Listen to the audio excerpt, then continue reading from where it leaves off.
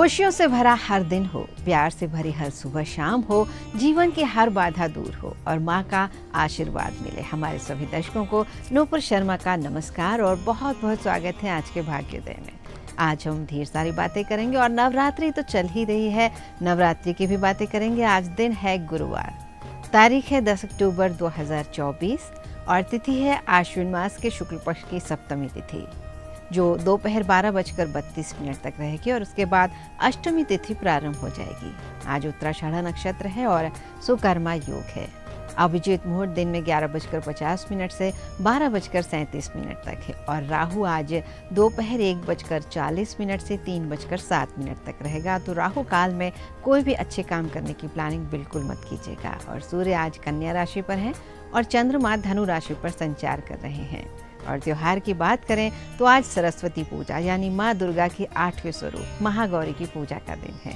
8वें दिन महागौरी की पूजा देवी के मूल भाव को दर्शाती है और देवी भागवत पुराण कहता है कि माँ के 9 रूप और 10 महाविद्याएं सभी आदि शक्ति के अंश और स्वरूप हैं, लेकिन भगवान शिव के साथ उनकी अर्धांगिनी के रूप में महागौरी सदा सर्वदा विराजमान रहती हैं और ये हमेशा तुरंत फल देने वाली है। नवरात्र की अष्टमी तिथि को बहुत महत्व माना जाता है क्योंकि कई लोग आज के दिन कन्या पूजन करके अपना 9 दिनों का व्रत खोलते हैं। और देवी पार्वती का जन्म हिमालय राज के यहाँ हुआ था और बचपन से ही उन्होंने भगवान शिव को पति रूप में पाने के लिए तपस्या की थी और तपस्या के दौरान उन्होंने कठोर तप किया था, केवल पत्ते और बाद में केवल हवा पीकर ही उन्होंने तप किया था। तब तपस्या से उन्हें महान जो गौरव प्राप्त हुआ था, उसी से उनका नाम महागौरी पड़ा। और आज के दिन दुर्गा सप्तशती के मध्यम चरित का पाठ करना बहुत अधिक फलदायी माना जाता है। माता की तपस्या से जब भगवान शिव प्रसन्न हुए और उन्होंने उनसे गंगा स्नान करने के लिए कहा, तब माता पार्वती स्नान के बाद 2 रूपों में प्रकट हुई। एक रूप श्याम वर्ण का था जो कौशिकी कहलाया और दूसरा स्वरूप उज्ज्वल चंद्र के समान था जो महागौरी कहलाया। तो इस महागौरी रूप में वे अपने सभी भक्तों का कल्याण करती हैं, उनकी समस्याओं को दूर करती हैं। और यदि हम पहली तिथि को और नवरात्रि तिथि को ही व्रत रख लेते हैं तो पूरे 9 दिन के व्रत का फल मिलता है और इसीलिए बहुत सारे लोग ये 2 दिनों का व्रत भी करते हैं। महागौरी का वर्ण पूर्ण रूप से सफ़ेद है। अगर हम उनकी पूजा करना चाहते हैं तो हमें भी सफ़ेद वस्त्र पहनने चाहिए, लेकिन माँ को गुलाबी रंग भी बहुत पसंद है और आज के दिन आप गुलाबी रंग के वस्त्र पहनकर भी माँ की पूजा कर सकते हैं। जो भक्त आज के दिन कन्या पूजन करते हैं उन्हें माता को हलवा और चना प्रसाद के रूप में भोग लगाना चाहिए और कन्याओं को घर बुलाकर उनके पैरों को धुलवाकर मंत्रों के द्वारा पंचोपचार पूजन करना चाहिए। दूध से भी उनके पैर धोए जा सकते हैं। रोली और तिलक लगाकर उन्हें चुनरी पहनाई जाती है, कलावा बांधा जाता है और फिर उन्हें हलवा, पूरी सब्जी और चने का प्रसाद परोसा जाता है और उनसे आशीर्वाद लिया जाता है। सामर्थ्य अनुसार कोई भेंट और दक्षिणा देकर उन्हें विदा करना चाहिए। ऐसा करने से भक्तों की सभी इच्छाएं पूरी होती हैं, घर में सुख सौभाग्य आता है। और माँ का ये रूप मोक्षदायी है, इसलिए इनकी आराधना करने से असंभव काम भी संभव हो जाते हैं। और सुखी जीवन जीने की चाहत तो हर किसी की होती है और इसके लिए तमाम तरह के उपाय भी करते हैं, लेकिन कुछ चीज़ें हैं जिन्हें घर में रखने से बरकत होने लगती है, आर्थिक समस्याओं से छुटकारा मिलता है। इसलिए नवरात्र के 9 दिनों में उन्हें घर लाया जा सकता है। इसमें सबसे पहली चीज़ होती है कलश। नवरात्रि में एक कलश जरूर घर लेकर आएँ, चाहे वो मिट्टी का हो, सोने, चांदी, पीतल, किसी भी धातु का हो। इसके साथ सकारात्मक ऊर्जा भी हमारे घर में प्रवेश करती है और कलश को ब्रह्मांड के प्रतीक के तौर पर हम स्थापित करते हैं, जिसके केंद्र में सभी देवी देवताओं का निवास होता है। शास्त्रों का ये कहना है कि कलश के मुख में भगवान विष्णु, कंठ में रुद्र और मूल भाग में ब्रह्मा जी यानी त्रिदेव निवास करते हैं। और चैत्र नवरात्रि की पूजा से पहले पूजा पाठ के सामान में दुर्गा बीसा यंत्र या श्री यंत्र अवश्य लेकर आएं और अगर उस समय नहीं ला पाए तो अब ला सकते हैं।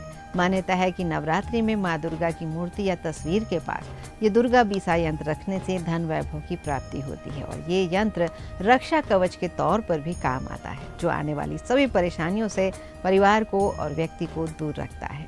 घर या फिर घर के मंदिर में धूप जलाना भी बहुत शुभ होता है, क्योंकि माँ को धूप की गंध प्रिय है। इस सुगंध से घर में पॉजिटिव वाइब्स भी बढ़ती हैं। जैसे धूप की सुगंध हवा में फैलती है, घर से निगेटिव एनर्जी बाहर निकलने लगती है। और घर में नेगेटिविटी अधिक है तो चंदन की धूप को जलाना शुरू करें। कुछ ही दिनों में इसका फर्क आपको दिखाई देने लगेगा। और माँ के पद चिन्ह नवरात्रि में ज़रूर घर लाना चाहिए, ये भी बहुत शुभ होते हैं। इन्हें अपने पूजा स्थान पर लगाया जाए या घर के द्वार पर लगाया जाए तो माँ हमेशा घर में विराजमान रहती हैं।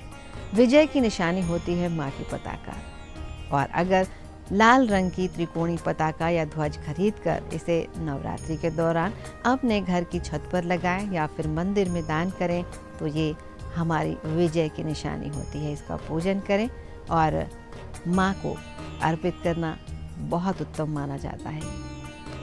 अगली चीज़ जो नवरात्र के दौरान घर में लानी चाहिए वो है मौली धागा। इससे मनोकामनाएं पूरी होती हैं। अगर मन में कोई विशेष कामना है जिसकी पूर्ति माता से करवाना चाहते हैं तो नवरात्रि के 9 दिनों में मौली बाजार से ज़रूर खरीद कर लाएं। इसे कलावा भी कहते हैं। इसमें 9 गांठें लगाकर माता रानी को समर्पित कर दें और अपनी मनोकामना उनसे कहें, प्रार्थना करें। और ऐसा करने से माता का आशीर्वाद जल्द ही आपको ज़रूर मिलेगा।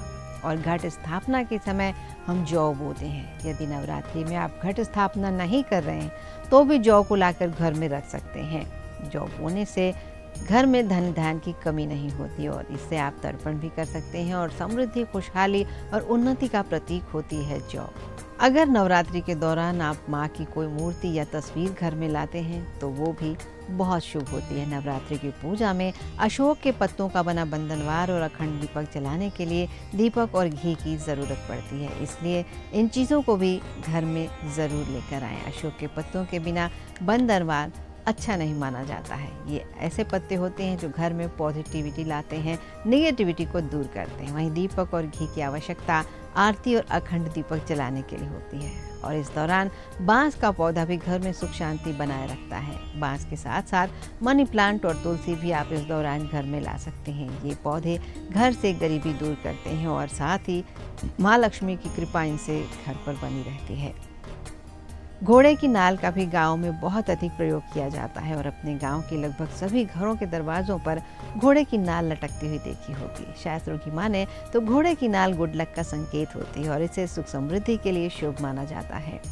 नवरात्रि में आप शंख भी ला सकते हैं और शंख का इस्तेमाल केवल पूजा के लिए नहीं बल्कि घर की सुख शांति के लिए भी किया जाता है। ऐसा माना जाता है कि शंख बजाने से, पूजा में इसके उपयोग से घर में माँ लक्ष्मी का वास होता है, पॉजिटिविटी आती है और जितने कीटाणु रहते हैं बीमारी फैलाने वाले उनका भी नाश होता है। मोर पंख का इस्तेमाल भी घर के लिए सुख शांति लाने वाला और शुभकारी होता है और अगर आप घर में मोर पंख लाकर रखते हैं तो परेशानियां कम होती हैं। इसे रखने का सबसे अच्छा स्थान पूजा घर होता है। हाथी को शक्ति और बुद्धि का प्रतीक माना जाता है, इसलिए घर में हाथी की मूर्ति या हाथी की तस्वीर लाएं तो ये भी शुभकारी होती है। अगर ये मूर्ति या तस्वीर छोटी और सफ़ेद रंग की है तो ज़्यादा पॉजिटिव इम्पैक्ट डालती है।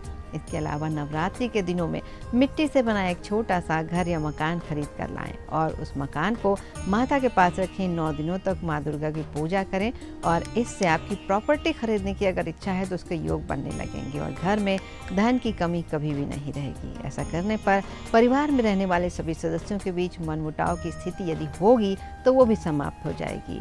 इसके अलावा आप भूमि, भवन, संपत्ति, वाहन, श्रृंगार का सामान, शुभ पौधे, कपड़े, आभूषण, गेहूं, पर्स, दवाइयाँ, मिट्टी का सामान नवरात्रि के दौरान खरीद सकते हैं। सिंदूर, रोली, कपूर, धूप बत्ती, लाल पुष्प, पुष्पहार, साबुत हल्दी, हल्दी की गांठें, आसन, चौकी, पंचमेवा, जायफल, जावित्री, कमलगट्टा, बहुत सारी ऐसी चीज़ें हैं। मधु, शक्कर, नारियल, गंगा जल, इनको भी आप घर में लाकर नवरात्रि के दिनों में रखें और फिर जीवन में उसका फ़र्क देख सकते हैं आप।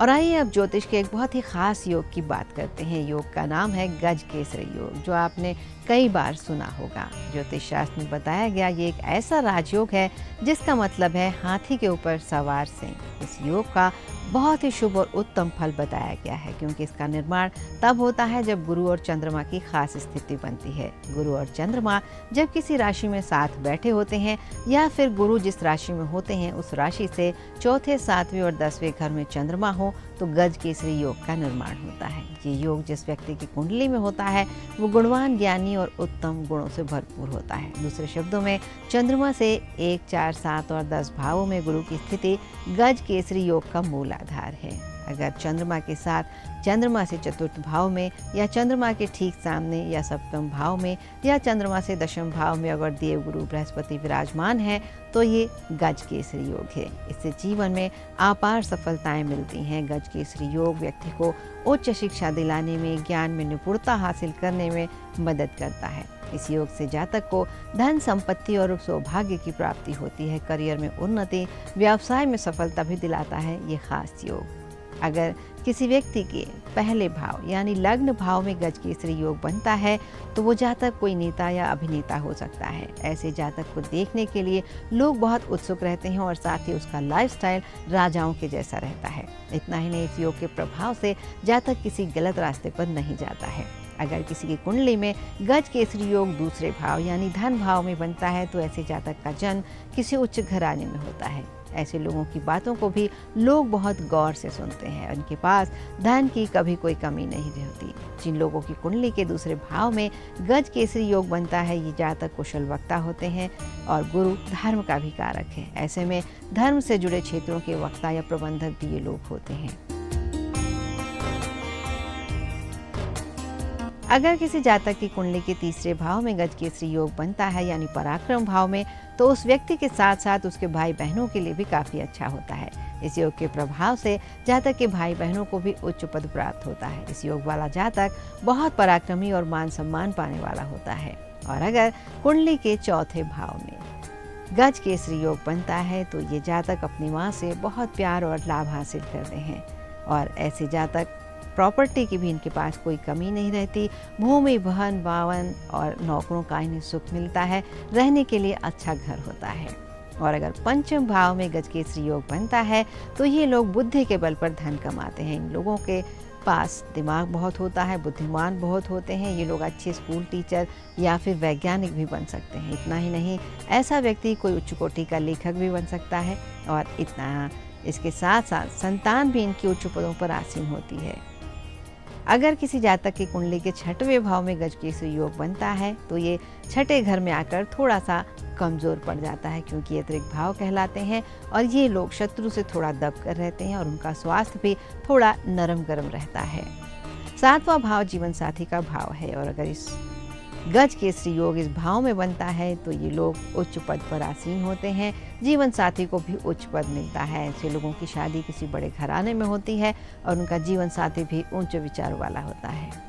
अगर कुंडली के 8वें भाव में गज केसरी योग बनता है तो ये लोग दर्शन शास्त्र, आध्यात्मिक विषयों और रहस्यमय विद्याओं में अधिक रुचि लेते हैं। इस योग के प्रभाव से उन्हें तंत्र मंत्र का अधिक ज्ञान हो सकता है और साथ ही ये योग धन के मामले में भी इनके लिए लाभकारी रहता है। इस योग के प्रभाव से जातक को अचानक धन लाभ भी हो सकता है और जितना सोच भी नहीं सकते उतना धन इन लोगों को मिल सकता है। अगर कुंडली के 9वें भाव में गज केसरी योग बन रहा है तो जातक को भाग्य का पूरा साथ मिलता है और कर्म से ज़्यादा भाग्य के द्वारा उसे जीवन में प्राप्त होता है। ये लोग इसीलिए भाग्यशाली कहे जाते हैं और भगवान के प्रति भी ये लोग सच्ची श्रद्धा रखते हैं।